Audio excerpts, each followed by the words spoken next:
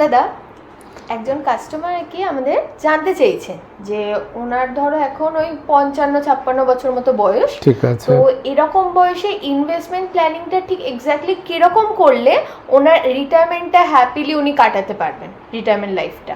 বুঝতে পেরেছি। তো এটা আমি না ইনভেস্টমেন্টের পার্টে আমি পরে যাচ্ছি। তো নর্মালি দেখবি যখনই আমাদের কারো 50-এর উপরে বয়স হয়ে যায়, 50 ক্রস করে, তো নর্মালি আমাদের কি করা উচিত বলতো, মানে কি কি করা উচিত না আগে সেটা বল। হচ্ছে ডেট, কোনো কিছু লোন না, আমি ইনভেস্টমেন্টের দিকেই যাচ্ছি না, লাইফে কি করা উচিত না। এনজয় কি করা উচিত না, উচিত না কি করা উচিত না, একটা একটা করে আমি বলছি, তুই আরো কিছু পয়েন্ট মাথায় এলে বল। এক হচ্ছে বাইরের ফাস্ট ফুড বা জাঙ্ক ফুড খাওয়া একদম বন্ধ করে দেওয়া উচিত। ওইটা তো সবারই উচিত। ঠিক, নিয়মিত ঘুমানো উচিত, মানে লেট নাইট করা উচিত না।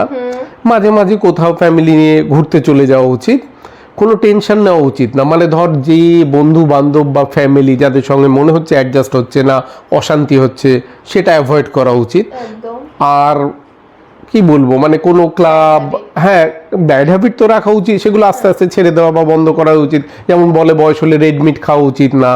তো তারপরে ধর একটা সঙ্গ তৈরি করা উচিত যেটাকে সে এনজয় করতে পারবে, মানে বন্ধু বান্ধব হোক, আত্মীয় স্বজন হোক, যাদের সঙ্গে, সোজা বাংলায় যাদের সঙ্গে মিলেমিশে তার মনটা ভালো লাগছে বা মিশতে এনজয় করছে, তো সেইভাবে লাইফটা মানে বাকি লাইফটা এনজয় করা উচিত। এখন আর কি ভাবলো না ভাবলো, মানে ওই মৌখিক ব্যাপারের জন্য সম্পর্ক রাখতে হবে ওই এজে এসে, আর ওইগুলো খুব একটা ভাবার দরকার নেই। নর্মালি আমরা 50-55 বছরে এসে এইভাবেই চেষ্টা করি, সাধারণ লোকরাও এইভাবেই চেষ্টা করে যে লাইফটা এইভাবে লিড করবে। আচ্ছা, মানে একদম হেডেক ফ্রি, একদম সাধারণভাবে ভালোভাবে থাক। তো সেটাই যদি এবার তুই ওটাকে ঘুরিয়ে ইনভেস্টমেন্ট পার্টে নিয়ে আসিস, সেম জিনিসটা এখানেও। প্রথমত আমি কোনো টেনশনের মধ্যে থাকবো না, তার মানে আমার ইনভেস্টমেন্টের একটা পার্ট আস্তে আস্তে আমি ডেট ফান্ডে রাখবো, সেটা মিউচুয়াল ফান্ড হোক বা অন্য কোনো ডেট ইনস্ট্রুমেন্ট হোক, যেখান থেকে আমি নিশ্চিন্ত একটা ইনকাম পাবো। আর মিউচুয়াল ফান্ডেও যেটা রাখবে সেটা খুব হাই রিস্ক প্রোডাক্টে রাখা উচিত না, মেনলি ব্যালেন্স অ্যাডভান্টেজ আর মাল্টি অ্যাসেট অ্যালোকেশনে রাখা উচিত।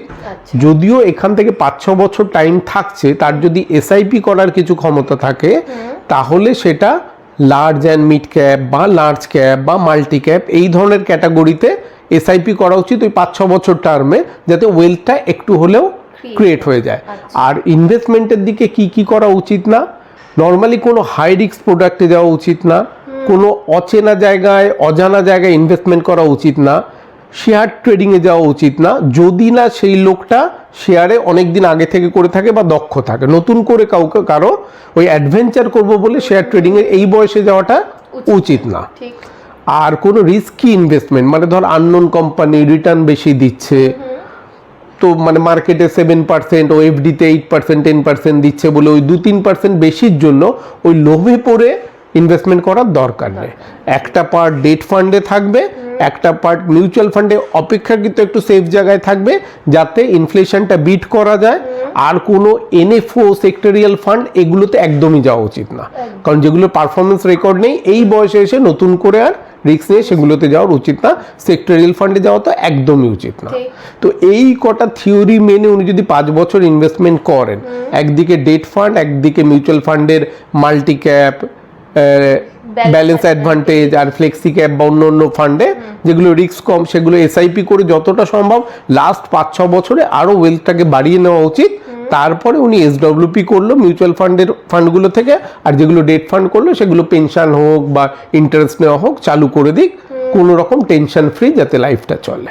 একদম, মানে ওখান থেকে ওনার ওয়েলথটাও ক্রিয়েট হলো, ওখান থেকে উনি মাসে মাসে করে একটা টাকা, মাসে বা যেরকম খুশি ভাবে উনি একটা ইনকামও পেয়ে গেলেন, হেডেক ফ্রি পুরোভাবে উনি লাইফটা যতটা সম্ভব হেডেক ফ্রি করে দিতে হবে 55-56 পরে এসে। লাস্ট 4-5 বছর ওইভাবে ইনভেস্টমেন্ট করে সে নিতে থাকুক, তাহলে আর লাইফে কোনো হেডেক থাকবে।